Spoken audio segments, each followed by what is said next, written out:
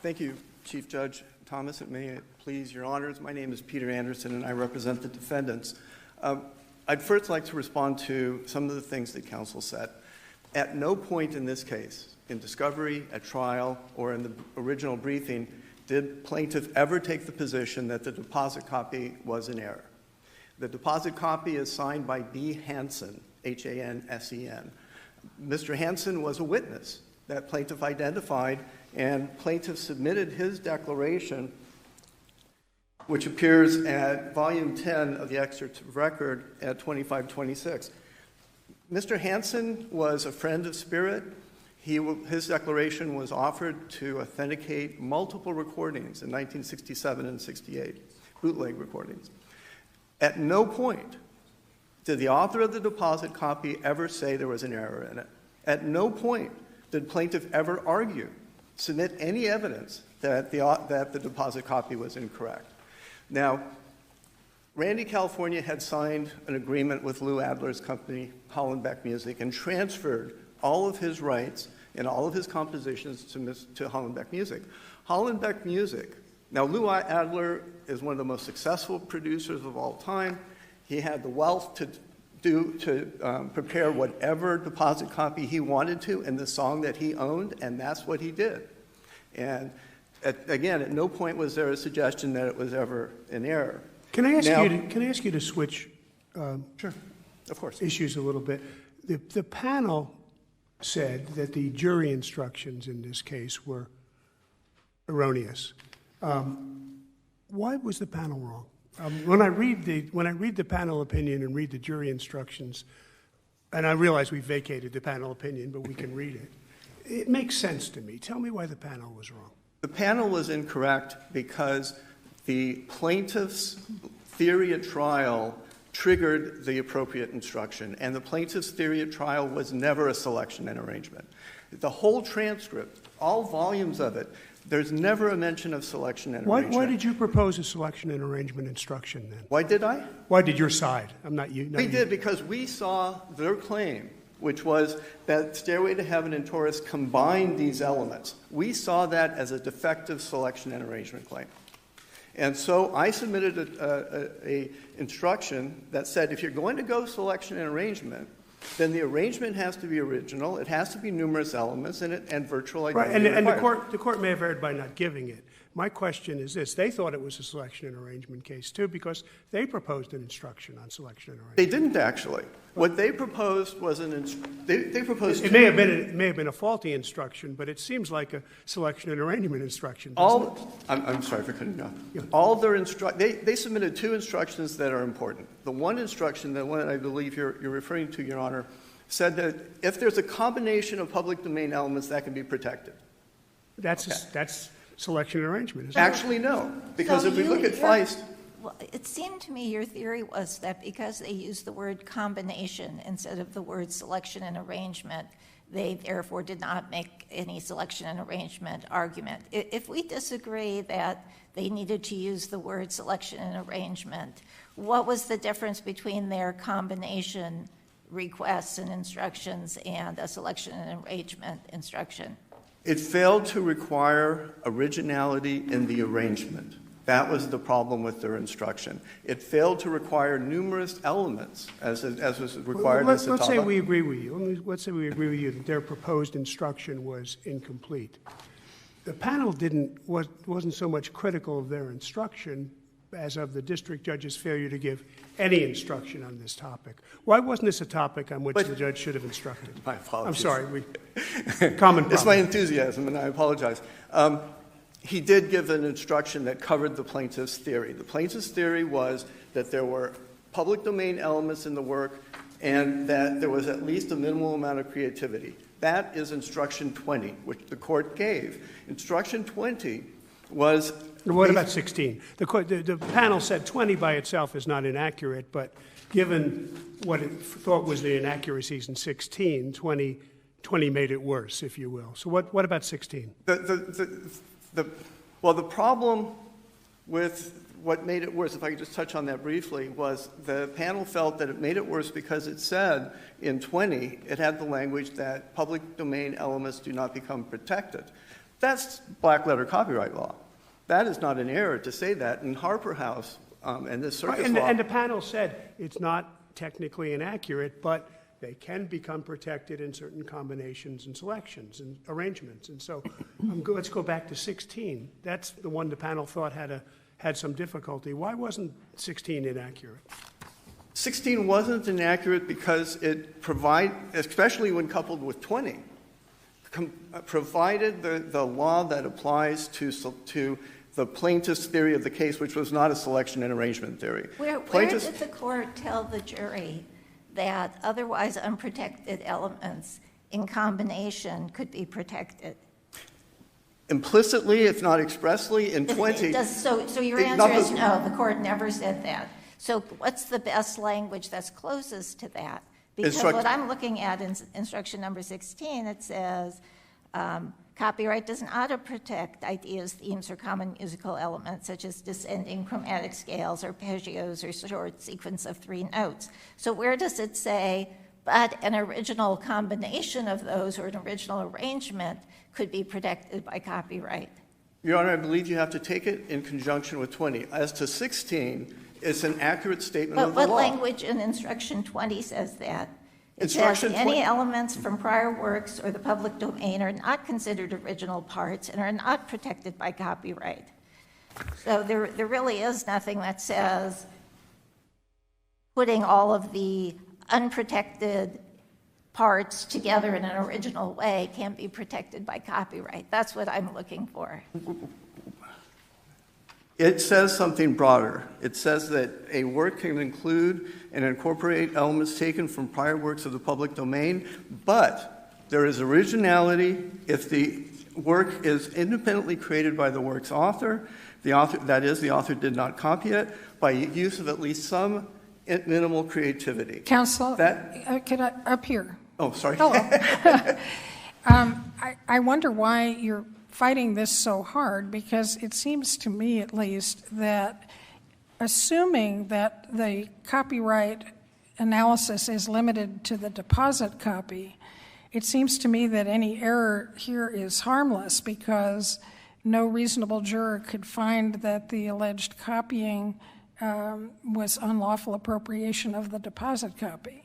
So do you agree with that? And if so, why couldn't we simply assume that the instructional error occurred and find any error harmless? I was trying to be responsive to the specific questions, but I agree wholeheartedly. No reasonable juror could find that the claimed similarities are a protected selection and arrangement, an infringement in any form at all. It came down to the testimony of 2 experts, and the plaintiff's expert was repeatedly basically impeached by his own exhibits and by the testimony of the defendant's experts. The expert did testify that they were original, and he explained why.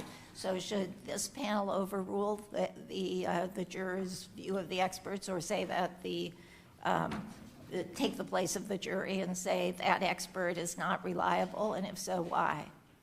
Absolutely not. The jury decided there was no infringement. The jury, but with the absence of any instruction allowing them to find that a combination of unprotected elements could be protected in combination. But if we look at what the plaintiff's expert testified to, he testified to a similarity in the fact that there were chords that were broken.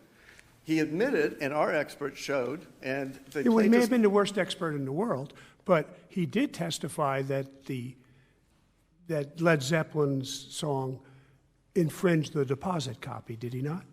He was comparing it to the deposit copy. On the motion for summary judgment, he compared it to the studio recording. Right, but at trial, which is what we don't care about denied motions for summary judgment, we don't review them. Right. At trial, he testified that it infringed the deposit copy. He may have been the least believable expert in the world. He may have, but we can't reject his testimony because he was impeached, can we? Isn't that for the jury? It's a matter of law that what he relied on his own testimony was not in the deposit copy. For example, one of his arguments was that they both have broken chords. However, he admitted, and his own exhibits confirmed, that they were broken in a different order. So the only thing you have is the idea of breaking chords. The chords he admitted were commonplace. He testified that there was originality in taking only 5 notes of a common basic scale instead of 6 notes. However, his own exhibit showed that there were multiple songs prior to Stairway to Heaven that included 5 notes rather than 6, as he So said. your position is his testimony was not enough to get the case to the jury on infringement of the deposit copy? And we made a motion at the conclusion of the plaintiff's case. We made a motion, and the judge didn't rule on it. But I would look to the dissent in the Williams case, where the court Brilliantly written, but Thank you, Judge Hurwitz. where it said it's not an issue of believing the witnesses, the expert witnesses, when you take the plaintiff's own testimony, the plaintiff's expert's own testimony, and as a matter of law, it is not copyright infringement. on the other hand, if you look to the majority opinion in Williams, you have a problem. Yes, Your Honor, and I think there's 2 things that I could say about Williams. One is, I do believe it was wrong, for every reason that's in the dissent.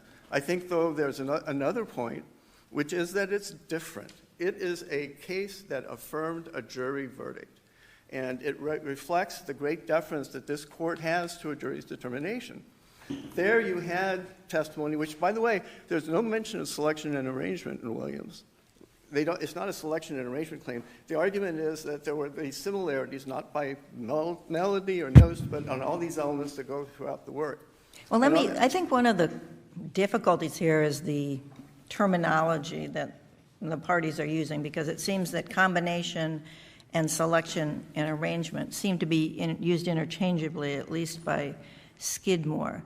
In your view, are those different concepts? Absolutely, Your Honor. Feist explains that. It says 100 elements in a work, in 2 works, does not, or in any work, does not make an original work. There has to be, in addition to the fact that the elements are combined, they have to be combined in an original fashion. This court in Tatava said the same thing.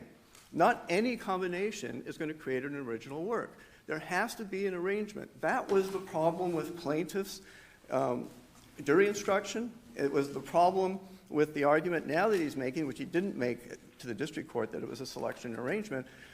These are arranged very differently. The chords that are broken, the sequence of the pitches are very, very different. He did make a uniqueness argument, however, didn't he? I mean, if I look at the closing argument and the expert, they say that certain aspects, and then they name what they are, those are unique. And that's a more traditional copyright. Is that substantially similar?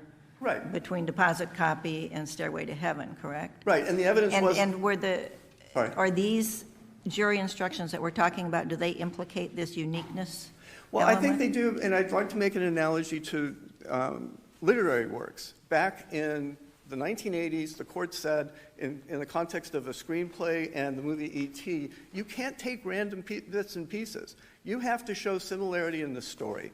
So this court has a developed case law where you look at the sequence of events, the characters, the dialogue, and you come up with objective facts that establish the story. In music, traditionally, it's melody and lyrics. That's what you look for. And that would be the answer, I think, to your question. Where this argument, the plaintiff's argument, and where I believe Swirsky takes a right turn when it shouldn't, is to allow selection and arrangement, the same kind of random bits and pieces that the court rejected in Litchfield, to allow that in music. Where you're looking at things and you're saying, well, there's no similarity in the melody in these 2 songs. There's no real sequence of notes that are the same.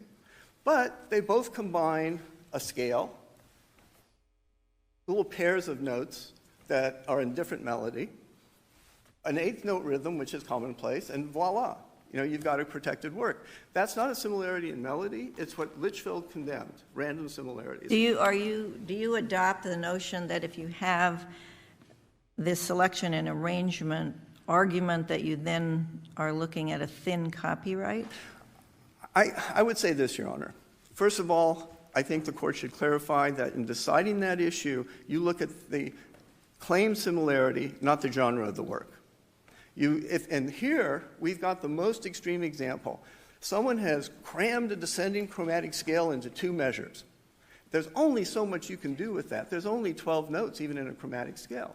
When you've done that, when you've limited the universe of what you're talking about and filled it with public domain elements, then yeah, there should be virtual identity, because otherwise what are you doing? You're doing what the amicus, the 123 songwriters, and musicologists have all pointed out. You are preventing songwriters from using public domain elements. Now, I'd like to talk just briefly about one point that counsel made, which is that they would win on the sound recording if the composition embodied in the sound recording were admitted. Their own expert said the Taurus deposit copy was a stronger case, and we cited that. The reason was the pairs. These pairs that they rely on so heavily don't appear in the Taurus sound recordings. They're not in the studio recording. They're not in the bootleg recordings.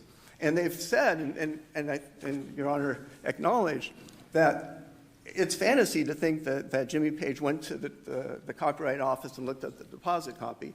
He could not possibly have copied the quote-unquote pairs, which aren't protected anyway, but he could not possibly have copied them from the sound recording because they don't exist in the sound recording.